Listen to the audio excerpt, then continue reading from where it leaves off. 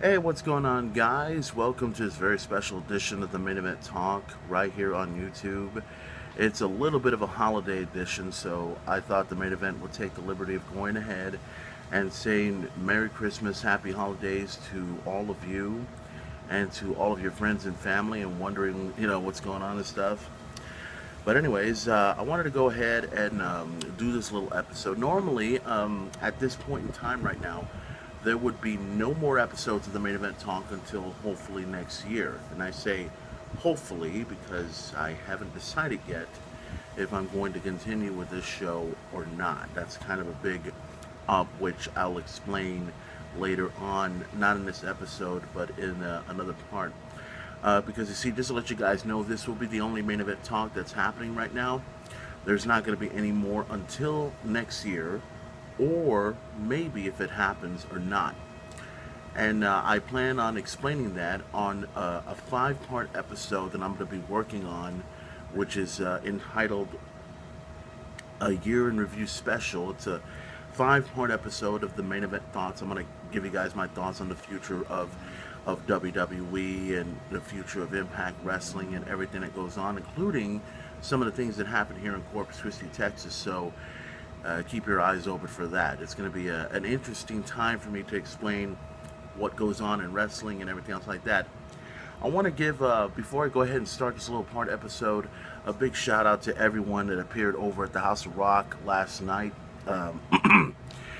It was good to be over at the Equalize show. I was glad to have been there at first, and let me give you a little touch of the story here. You know how when you've had too much to eat and everything else like that on Christmas, and you're ready to go with everything else like that? Well, here's the funny part.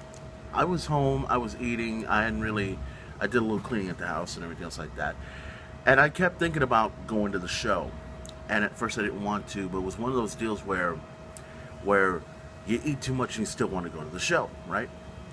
Well, apparently I did go to the show, and I wasn't feeling it, but I think what made it a little bit better, was the appearance of a good friend of mine, Brad Peterson, who used to be the guitarist and singer for a band called 3 for 5. It was considered one of the hottest bands going in the Equalize era 10 years ago.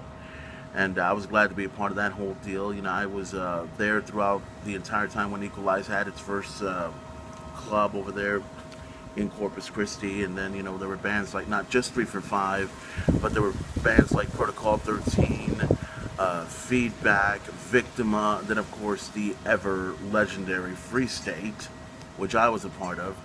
And it was very, very cool to be a part of that. And it was very cool to see Brad up on stage for the first time in a long time. I think he'd been on the stage many times, but it was cool seeing him on stage playing guitar, singing again, and it's just, kind of has a little old Equalized vibe to it. So it was good that I was there. I was glad to have been there when the show took place. And I did leave for Theo's. I did drink, and then I wanted to go home. But nonetheless, big shout out to everyone. Big shout out to the big boss himself, Dom, for putting this whole thing together and everything. And a big shout out to everyone that was over there, including my own family that was over there. Both Yvonne and Tiffany were there, and Liz. It was a tremendous night. I was glad to have been there, and I'm not sure. I think I heard this correctly.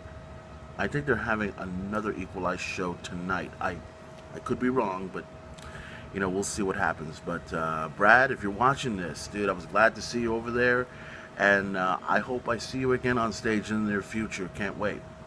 Now, let me go ahead and get out to what I need to talk about. This is going to be a little bit of a short episode of the Main Event Talk, just to get it out of the way. There's a lot of things we need to cover as far as professional wrestling goes. Anyone that knows the whole story right now in WWE, I'll tell you something. Sorry, the appearance, everyone's been talking about this in the past few days. The appearance of Sting coming out. He showed up at Survivor Series. He went face to face with Triple H. And that was the last time we saw the Stinger. And apparently he's pretty much with the WWE. Now the question is, what will they do with Sting and how far will it go? Well, the word is, Sting may make an appearance at the Royal Rumble next year. May. Or he may make an appearance over in Corpus Christi, Texas on January 5th when the first episode of Monday Night Raw comes to Corpus Christi, and the main event. Cannot wait for that. The word is, and this is just the word, it's not, nothing's official, nothing's been put together just yet, but it seems like we're going to see Sting versus Triple H at WrestleMania if that occurs. Then all of a sudden I'm getting word that it could be Sting versus Undertaker, which is the dream match that everyone wants to see. And now I'm also hearing Bray Wyatt facing the Undertaker at WrestleMania. So there's a lot of big ifs that could take place over WrestleMania. The question is, who would you guys want? I know a lot of people would rather see Sting versus Undertaker. That's the match that everyone wants to see. But if you think about it, Sting versus Undertaker, not too bad. Sting versus Triple H, still not bad. So you got a kind of a win-win situation right there. Either way, whatever takes place at WrestleMania will take place at WrestleMania, and the main event cannot wait for that. Now, speaking of the road to WrestleMania, let's talk about the Royal Rumble. You guys know about what